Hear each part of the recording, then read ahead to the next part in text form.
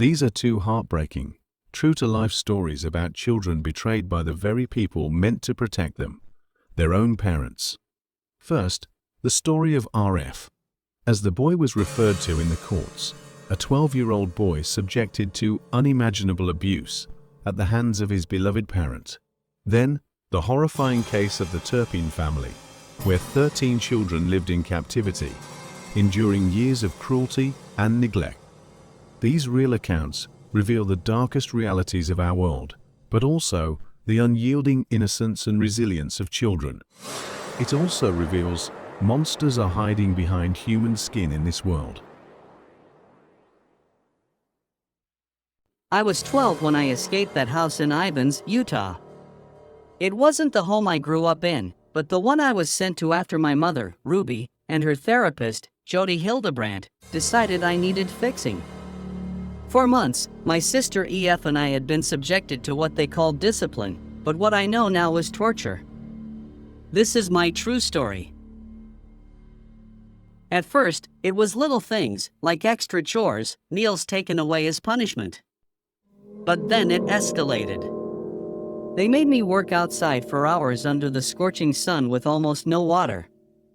If I faltered, they'd tell me I was weak, that I was possessed, that this suffering was the only way to rid myself of the evil they claimed lived inside me. They said they were acts of love, but nothing about the pain felt like love. One day, I tried to escape. I don't know where I thought I'd go, but I knew I couldn't stay there anymore. When they caught me, my mother and Jody bound my hands and feet with handcuffs and rope. I remember how cold the metal felt against my skin and how tightly the rope was pulled. Every time I struggled, it cut deeper, leaving raw marks that burned even when they smeared the cayenne pepper paste on them, an act they said would cleanse me. At night, I was locked in a small room they called the panic room. It wasn't a place of safety but a prison. There was a Murphy bed that folded out of the wall, a toilet, and an empty fridge. The silence in that room was deafening, broken only by my thoughts and the occasional sound of footsteps outside. I would sit on the floor, staring at the knots and the ropes they used to tie me. Sometimes, I'd pick at them, hoping I could loosen them enough to free myself, but I never managed to. The day I finally escaped was hot. I hadn't eaten much in days, maybe weeks. I don't even remember the last time I felt full. I waited until Jody wasn't watching, then climbed out of the window. My legs felt weak, but I pushed forward. I went door to door, knocking and begging for help. No one answered at the first house. Or the second. I started to think no one would. At the third house, a man answered. He looked at me, his eyes wide with shock, and said, "What's going on, son?" I didn't know what to say, but I must have looked terrible because he called me over to sit on his porch. His wife brought me water and a banana. I remember how the water felt going down my throat, cool and soothing, like something I hadn't known in years. They called 911, and I sat there, trembling, afraid Jody or my mother would come looking for me. When the police arrived, I told them everything I could about the ropes, the paste, the punishments. I told them about my sister, EF, who I hadn't seen in weeks. She was only 9. I was terrified she might be dead. Yes. Hi, I was just wondering if you could do 2 favors. Well, what are they? Taking me to the nearest police station. Well, actually, just one's fine. What's going on, son? Have a seat there. It's personal business. Have a seat. What's your name? I just had a 12-year-old boy show up here at my front door asking for help. And he's said he just came over from a neighbor's house. He's emaciated, he's got tape around his legs, he's hungry, and he's thirsty. Need someone immediately. But He has duct taped around big his ankle. injuries, there's sores around them. Yeah, there's sores around him. I think there's a good chance he's been... He also has... and he has been around his wrist ankle. as well. I mean, his wrist as well. Okay, this boy has been... Needs immediate attention. Oh, I know it's such a good kid. This kid is awfully stupid. I think he's been... so he escaped. We need the police here now. They're on the line. These are some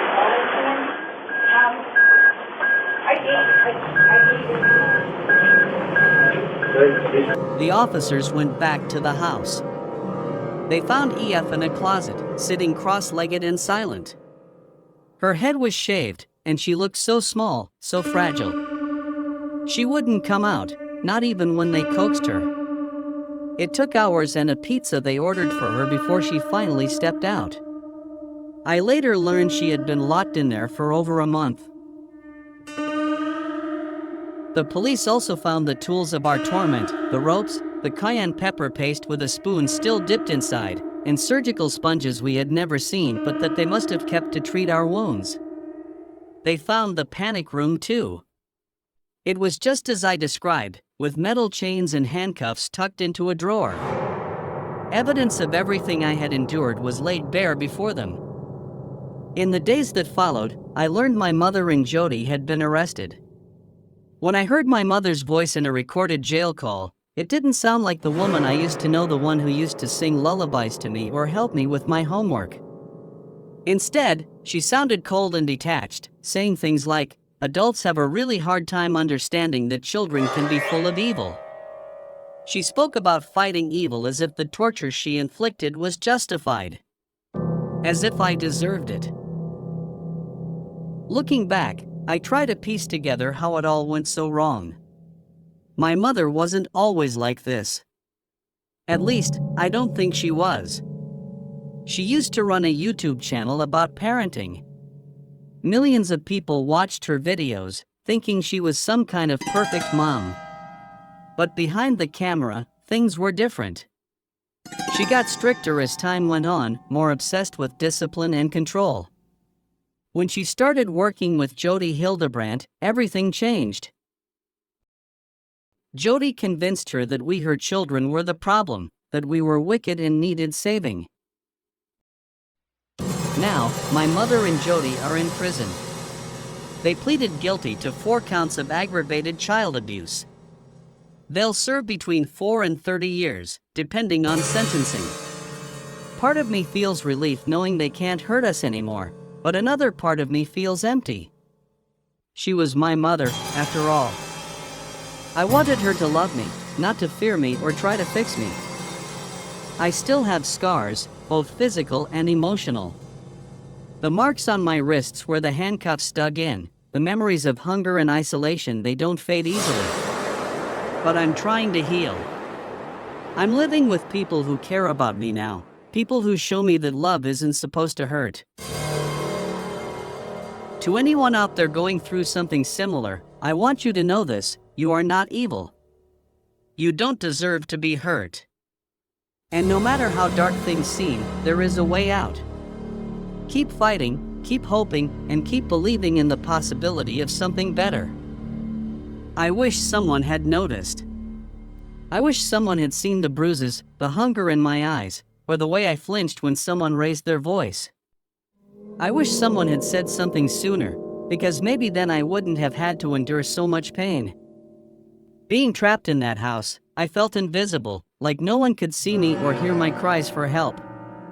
But now I know that people can make a difference. If someone had just asked the right questions or trusted their instincts, my sister and I might have been saved sooner. If you see a child who looks scared, hurt, or neglected, don't look away. You could be their only hope. Even if you're not sure, say something. It's better to be wrong than to let a child suffer in silence. If you think a child is being abused, please call the Child Help National Child Abuse Hotline at 1-800-4-A-CHILD, 1-800-42-2444. 888-888-553 or visit www.childhelp.org. The call is free, it's confidential, and someone is always there to listen 24/7 in more than 170 languages. I want you to know that you can save a life. You can be the reason a child like I was finds safety, hope, and healing. Please don't stay silent. If you see something, say something. I don't know how to describe my childhood, mostly because it feels like it was never really mine. Memories aren't clear moments of joy or sadness.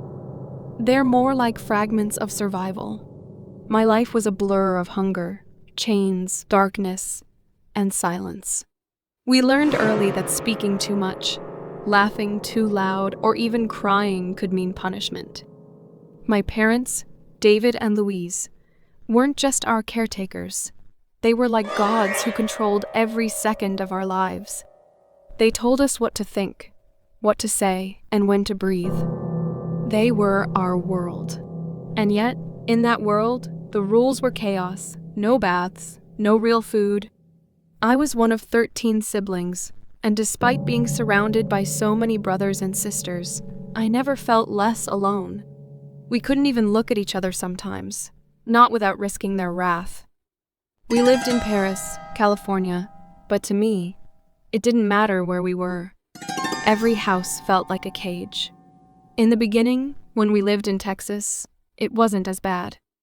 Or maybe it was, but I was too young to notice. We were always hungry, but at least we were allowed to play outside sometimes. By the time we moved to that house in Paris, though, everything was worse. The house wasn't just small, it was suffocating. The stench of garbage, rotting food, and human waste hung in the air like a permanent fog. Sometimes, I'd wake up gasping, the smell clogging my throat. The rules were simple. We ate once a day, if that, and bathed maybe once a year. The food was usually cold or expired. I remember watching my sisters steal ketchup packets to survive. Once, I found a wrapper under the bed and licked the crumbs off. It felt like a feast. They didn't let us talk to outsiders or leave the house unless it was absolutely necessary. Even then, we had to smile for pictures, dress in matching outfits, and act like we were the happiest family in the world. One night, I made the mistake of whispering to my sister about wanting to run away. My stomach was empty, and I could feel the metal of the chain biting into my skin. It had been days since I was shackled, but I wasn't sure why.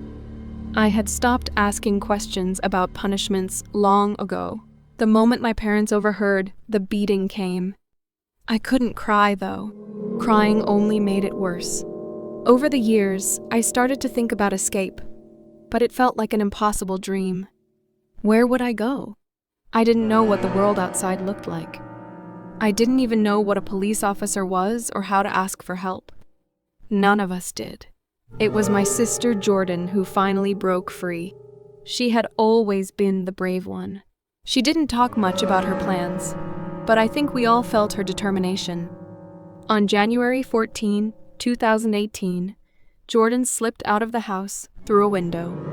I heard her whispering to our youngest sister to come with her, but she was too scared and stayed behind. We all were scared, but Jordan was different. She wasn't just afraid. She was also furious. She had been planning this for 2 years. When she left, I didn't know if she would make it or if she'd ever come back. A part of me feared that if she failed, we'd all pay the price. The hours crawled by, and I sat in my corner, waiting. My wrists ached from the chains, and my stomach twisted with hunger and dread. Then, suddenly, everything changed. The front door burst open, and the police came in. I remember the look on my parents' faces, pure confusion. My mom even tried to act like nothing was wrong. She said something about not knowing why the officers were there. But the smell alone should have told them everything they needed to know. The officers found us in every room. Some of us were still chained to beds. We were dirty, frail, and terrified.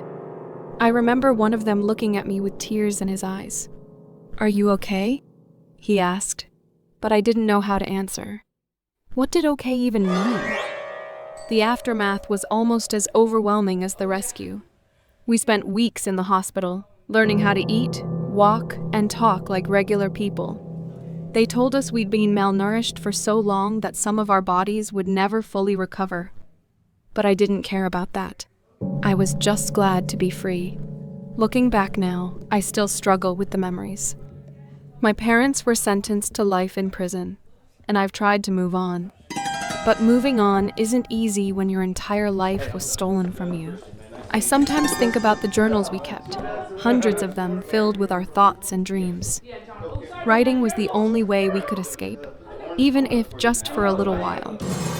Jordan saved us that night. She gave me and my siblings a chance to live, even if we're still figuring out how. Some of us are doing better than others. I've heard stories about my younger siblings being abused in foster care, and it breaks my heart. After everything we went through, they deserved safety and love, not more pain. For now, I try to focus on the little victories. I've learned how to use a phone, how to cook a meal, how to smile without fear. These things might seem small to most people, but to me, they're everything. Life after the house is hard, but it's still life. And for that, I'm grateful. Sad but true, these two real-life stories revealed the darkest side of humanity and the unimaginable strength of innocent children. The story of RFA, 12-year-old boy who survived years of unspeakable abuse from his father, sheds light on the heartbreaking reality of children suffering in silence. His courage to speak out reminds us of the resilience of the human spirit. In the same world, the Turpin siblings endured decades of imprisonment, starvation, and torment at the hands of their parents. Their daring escape in 2018 uncovered horrors that shook the world and raised serious questions about the systems meant to protect children. These stories remind us of the cruelty that exists, but also the innocence and strength of children who endure it. Watch as we uncover their journeys of survival, hope, and the urgent need for change in how society safeguards its most vulnerable. See you. For now,